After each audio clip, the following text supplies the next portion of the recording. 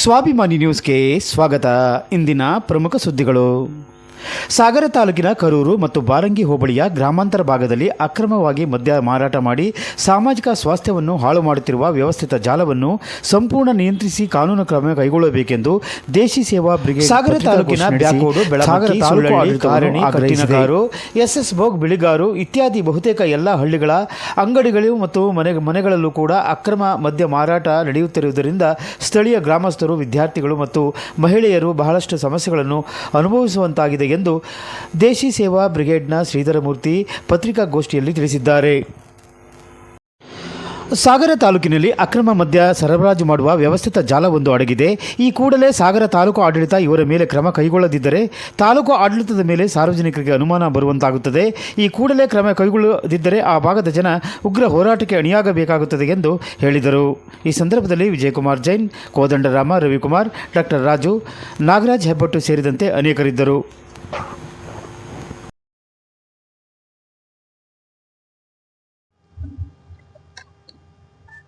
ಮನ್ನರೆ, ಸಾಗರ ತಾಲೂಕಿನ ಪ್ರಜ್ಞಾವಂತರ ನಾಡಾಗಿರುವಂತಹ ಈ ನಮ್ಮ ತಾಲೂಕಿನಲ್ಲಿ ಇತ್ತೀಚಿನ ದಿನಗಳಿಂದ ಸಾಗರದ ಗ್ರಾಮಾಂತರ ಭಾಗದಲ್ಲಿ ಅಕ್ರಮ ಮದ್ಯ ಮಾರಾಟದ ವಹಿವಾಟು ಒಂದು ದೊಡ್ಡ ಜಾಲವೇ ಇವತ್ತು ವ್ಯವಸ್ಥಿತವಾಗಿ ಮದ್ಯ ಸರಬರಾಜನ್ನು ಮಾಡುವಂತಹ ಹಂತಕ್ಕೆ ಬಂದು ನಿಂತಿದೆ ಎನ್ನುವ ವಿಚಾರವನ್ನ ನಾವು ಇವತ್ತು ಈ ಮುಖಾಂತರ ಸಾಗರದ ಆಡಳಿತ ವ್ಯವಸ್ಥೆ ವೈಫಲ್ಯದ ಒಂದು ಭಾಗ ಎಂದು ನಾವು ಹೇಳಿಕೊಳ್ತಾ ಸರ್ಕಾರದ ಮೇಲ್ಮಟ್ಟದ ಗಮನವನ್ನು ಸೆಳೆಯಬೇಕು ಅಂತ ಹೇಳಿ ಇವತ್ತು ನಾವು ಸಾರ್ವಜನಿಕರ ಮುಂದೆ ಬಂದಂತಾಗಿದೆ. ಗ್ರಾಮಾಂತರ ಭಾಗದಲ್ಲಿ ಸಾಗರದ ಅದರಲ್ಲೂ ವಿಶೇಷವಾಗಿ ಕರೂರು ಮತ್ತು ಬಾರಂಗಿ ಹೋಬಳಿಯಲ್ಲಿ ಈ ಅಕ್ರಮ ಮದ್ಯ ಮಾರಾಟವನ್ನು ಯಾವುದೇ ಅಡೆತಡೆಗಳಿಲ್ಲದೆ ಎದ್ದು ಸಿಗ್ಗಿಲ್ಲದೆ ಅಂತ ಹೇಳುವಂತಹ ರೀತಿಯಲ್ಲಿ ಇವತ್ತು ಅಂಗಡಿಗಳಲ್ಲೂ ಮತ್ತು ಮನೆಗಳಲ್ಲೂ ಮದ್ಯ ಮಾರಾಟ ಆಗುತ್ತಿದೆ.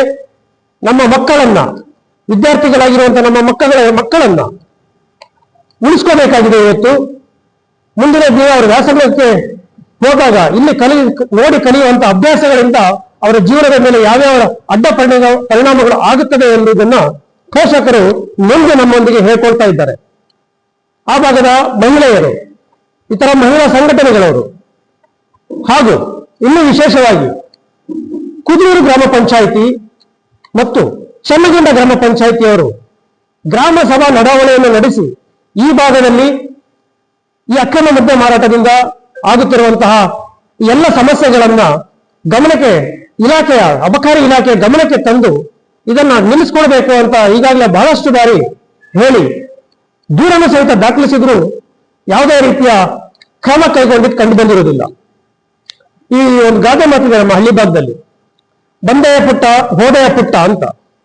ಆ ರೀತಿಯಲ್ಲಿ ಅಬಕಾರಿ ಇಲಾಖೆಯವರು ಯಾವ ಒಂದು ಸಂದರ್ಭದಲ್ಲಿ ಬರೋ ಹಾಗೆ ಮಾಡ್ತಾರೆ, ಮತ್ತೆ ಆ ನಂತರದಲ್ಲಿ ಯಾವ ಒಳ ವ್ಯವಹಾರಗಳು ನಡೀತವೆಯೋ ಗೊತ್ತಾಗ್ತಾ ಇಲ್ಲ. ಮತ್ತೆ ಮಾರನೇ ದಿವಸದಿಂದಲೇ ಅದೇ ಅಂಗಡಿಗಳಲ್ಲಿ, ಅದೇ ಮನೆಗಳಲ್ಲಿ ಈ ಮದ್ಯ ಮಾರಾಟ ಆಗ್ತಾ ಇರೋದ್ರಿಂದ ಬಹಳಷ್ಟು ಸಾರ್ವಜನಿಕ ಸಮಸ್ಯೆಗಳಾಗ್ತಾವ.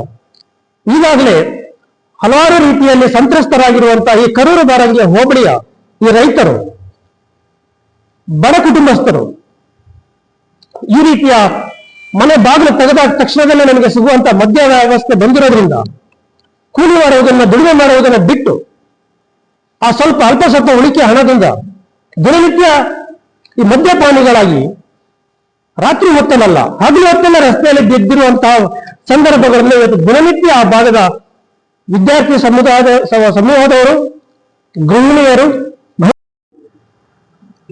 ಎಲ್ಲರಿಗೂ ನಮಸ್ಕಾರ. ಸ್ವಲ್ಪ ತಡವಾದ ಕಾರಣ ತಮ್ಮೆಲ್ಲರಲ್ಲಿ ಕ್ಷಮೆ ಕೇಳ್ತಾ ಇವತ್ತಿನ ವಿಷಯ ಕರೂರು ಬಾರಂಗಿ ಹೋಬಳಿಯಲ್ಲಿ ಅಕ್ರಮ ಮದ್ಯ ಮಾರಾಟ ಎದ್ದ ಸಿಗ್ಗಿಲ್ದೆ ನಡೀತಾ ಇದೆ. ಅದನ್ನ ಕೇಳುವವರಿಲ್ಲ, ಹೇಳುವವರಿಲ್ಲ. ಇದರಿಂದ ಜನಸಾಮಾನ್ಯರಿಗೆ, ಶಾಲಾ ಮಕ್ಕಳಿಗೆ, ಮಹಿಳೆಯರಿಗೆ ತುಂಬಾ ತೊಂದರೆ ಆಗ್ತಾ ಇದೆ ಅಂತೇಳಿ ನಮ್ಮ ದೇಶಿ ಬ್ರಿಗೇಡ್ ಸುಳ್ಳಳ್ಳಿಯಲ್ಲಿ ತುಂಬಾ ಜನ ಬಂದು ಹೇಳ್ಕೊಂಡಿದ್ದಾರೆ. ಈಗಾಗಲೇ ಬ್ಯಾಕೋಡ್ ಕುದೂರು ಗ್ರಾಮ ಪಂಚಾಯತ್ ಸದಸ್ಯರು ಹಾಗೂ ಚನ್ನಗೊಂಡ ಪಂಚಾಯತಿಯಿಂದನೂ ನಮ್ಮ ಶ್ರೀಧರ್ ಸರಿಗೆ ಈಗಾಗಲೇ ಅವರು ಕಂಪ್ಲೇಂಟ್ ಮಾಡಿದ್ದಾರೆ. ಇದಕ್ಕೆ ಒಂದು ಇಲಾಖೆ ಇದೆ, ಇದನ್ನ ಕಡಿವಾಣ ಹಾಕ್ಲಿಕ್ಕೆ ಅನ್ನೋದೇ ನಮ್ಗೆ ಸ್ವಲ್ಪ ಅನುಮಾನ ಆಗ್ತಾ ಇದೆ. ಯಾಕೆ ಅಂತ ಹೇಳಿದ್ರೆ ಯಾವ ರೀತಿ ಬಾರ್ನಲ್ಲಿ ಮದ್ಯ ಮಾರಾಟ ಮಾಡ್ತಾರೋ ಆ ರೀತಿಯಲ್ಲಿ ಮದ್ಯ ಮಾರಾಟ ಮಾಡ್ತಾ ಇದ್ದಾರೆ. ಇನ್ನೇನು ಈ ಹೊರಗಡೆ ಶೋಕೇಶಲ್ಲಿ ಬಾಟ್ಲಿಟ್ಟು ಈ ವೈನ್ ಶಾಪಲ್ಲಿ ಮಾರೋ ತರ ಮಾಡೋದೊಂದು ಬಾಕಿ ಇದೆ. ಹಾಗಾಗಿ ಇದು ಜನಸಾಮಾನ್ಯರಿಗೆ ಭಾರಿ ತೊಂದರೆ ಆಗ್ತಾ ಇರೋ ಕಾರಣ ನಮ್ಮ ದೇಸಿ ಬ್ರಿಗೇಡ್ ಸುಳ್ಳಿ ನಮ್ಮ ಸದಸ್ಯರು ಹಾಗೂ ಪದಾಧಿಕಾರಿಗಳು ಎಲ್ಲರೂ ನಮ್ಮ ಜೊತೆಗೆ ಇವತ್ತು ಬಂದಿದ್ದಾರೆ. ಆ ಜನರ ಪರವಾಗಿ ನಾವು ಇದ್ದೀವಿ ಅಂತ ಹೇಳಿ ಇವತ್ತು ಅವ್ರ ಪರವಾಗಿ ನಾವು ನ್ಯಾಯ ಕೇಳಲಿಕ್ಕೆ ಸಾಗರಕ್ಕೆ ನಮ್ಮ ಶ್ರೀಧರ್ ಮೂರ್ತಿ ಅವರ ನೇತೃತ್ವದಲ್ಲಿ ಎಸಿ ಅವರಿಗೆ ಮನವಿ ಕೊಡ್ಲಿಕ್ಕೆ ಇವತ್ತು ಇಲ್ಲಿ ಬಂದಿದ್ದೀವಿ. ಧನ್ಯವಾದಗಳು. ಹೇಳಿದ್ರಲ್ಲ, ಇದಿಷ್ಟು ಯಥಾವತ್ತಾಗಿ ಅಲ್ಲಿ ಮದ್ಯ ಮಾರಾಟದಲ್ಲೇ ನಡೆದುಕೊಂಡು ಬರುವಂತ ರೀತಿ ಈ ತರವಾಗಿದೆ. ಅದಕ್ಕೊಂದು ಸೇರ್ಪಡೆ ಅಂದ್ರೆ ಈ ಮದ್ಯ ವ್ಯಾಪಾರ ಮಾಡುವಂತ ಅಂಗಡಿಗಳು ಸರ್ಕಾರಿ ಪ್ರಾಥಮಿಕ ಶಾಲೆ ಕೊಡನೋಳಿ ಅದರಿಂದ ಒಂದು 150 ಮೀಟರ್ ಅಂತರದಲ್ಲಿ ಇರೋದ್ರಿಂದ ಆಸ್ಪತ್ರೆ ಇದೆ, ಆಸ್ಪತ್ರೆ ಮತ್ತೆ ಬ್ಯಾಂಕ್ ಇದೆ. ಇದಕ್ಕೆ ತುಂಬಾ ನಿಯರೆಸ್ಟ್ ಅಂದ್ರೆ ಒಂದು 100 ಮೀಟರ್ಗಿಂತಲೂ ಹತ್ತಿರದಲ್ಲಿ ಈ ಮದ್ಯ ವ್ಯಾಪಾರ ಕೇಂದ್ರ ಇರೋದ್ರಿಂದ ಅಲ್ಲಿ ಬರ್ತಕ್ಕಂಥ ಬ್ಯಾಂಕಿಗೆ ಬರ್ತಕ್ಕಂಥ ಕಸ್ಟಮರ್ಗಳಿಗೆ, ಶಾಲೆಯಲ್ಲಿ ಎಲ್ಲ ಮಹಿಳಾ ಶಿಕ್ಷಕಿಯರೇ ಹೆಚ್ಚಾಗಿರೋದ್ರಿಂದ ಅವರಿಗೆ ಒಂದು ರೀತಿ ಮುಜುಗರ ಆಗ್ತಾ ಇದೆ. ಶಾಲಾ ಆವರಣದಲ್ಲಿ ನಾವು ನೋಡಿದಂತೆ ಶಾಲಾ ಆವರಣದಲ್ಲಿ ಶೌಚಾಲಯಗಳಲ್ಲಿ ಈ ಮದ್ಯದ ಖಾಲಿ ಪ್ಯಾಕೆಟ್ಗಳು ಬಿದ್ದಿರುವಂತ ದೃಶ್ಯಗಳು, ಆಮೇಲೆ ಧ್ವಜಸ್ತಂಭದ ಮೇಲೆ ಬಿದ್ದಿರುವಂತ ದೃಶ್ಯಗಳು, ಆಮೇಲೆ ಶಾಲಾ ಮೈದಾನದಲ್ಲಿ ಬಿದ್ದಿರುವಂತ ದೃಶ್ಯಗಳು ನಮ್ಮ ಕಣ್ಮುಂದೆ ಕಂಡು ಬಂದಿದೆ. ಇದನ್ನು ನಾವು ಪ್ರತಿಭಟನೆ ಮಾಡಿ MLA ಅವರ ಗಮನಕ್ಕೂ ಸಹ ತಂದಿದ್ದೇವೆ. ತಂದ ನಂತರದಲ್ಲಿ ಸಂಪೂರ್ಣವಾಗಿ ಒಂದು ವಾರ ಅಥವಾ ಒಂದು 15 ದಿನದ ಮಟ್ಟಿಗೆ ಸಂಪೂರ್ಣವಾಗಿ ನಿಷೇಧ ಆಗುತ್ತೆ. ಅಂದ್ರೆ ಒಳಗಂದೊಳಗೆ ಕೊಡ್ತಾ ಇರ್ತಾರೆ, ಹೊರಗಡೆ ಪಬ್ಲಿಕ್ ಆಗಿ ಎಲ್ಲೂ ಬಂದಿರಲ್ಲ. ತಿರ್ಗಾ ಮತ್ತೆ ಒಂದು 15 ದಿನದ ನಂತರ ಮೊದಲು ಏನಿತ್ತಲ್ಲ ಅದೇ ಯಥಾಸ್ಥಿತಿಯಲ್ಲಿ ವ್ಯಾಪಾರ ನಡೆದುಕೊಂಡು ಬರ್ತಾ ಇದೆ. ಇವಾಗೆಲ್ಲ ಹೇಗಾಗಿದೆ ಅಂದ್ರೆ ಈಗ ಅಧಿಕೃತವಾಗಿ ಬಾರ್ ಎಲ್ಲ ಏನಿದೆ ಅದರಲ್ಲಿ ಯಾವ ರೀತಿ ವ್ಯಾಪಾರ ಮಾಡಬೇಕು ಅದೇ ರೀತಿಯಲ್ಲಿ ಅವರು ವ್ಯಾಪಾರ ಮಾಡ್ತಾ ಇದ್ದಾರೆ. ಆದ್ರಿಂದ ಈ ವಿಷಯಗಳನ್ನು ಸೇರ್ಪಡಿಸಿ ಮಾನ್ಯ ತಹಸೀಲ್ದಾರರು ಮತ್ತೆ ಜಿಲ್ಲಾಧಿಕಾರಿಗಳು ಇನ್ನೂ ಹೆಚ್ಚಿನ ರಾಜ್ಯ ಸರ್ಕಾರದ ಗಮನಕ್ಕೆ ತರುವಂತ ಪ್ರಯತ್ನ ಮಾಡಬೇಕು ಅಂತ ತಮ್ಮಲ್ಲಿ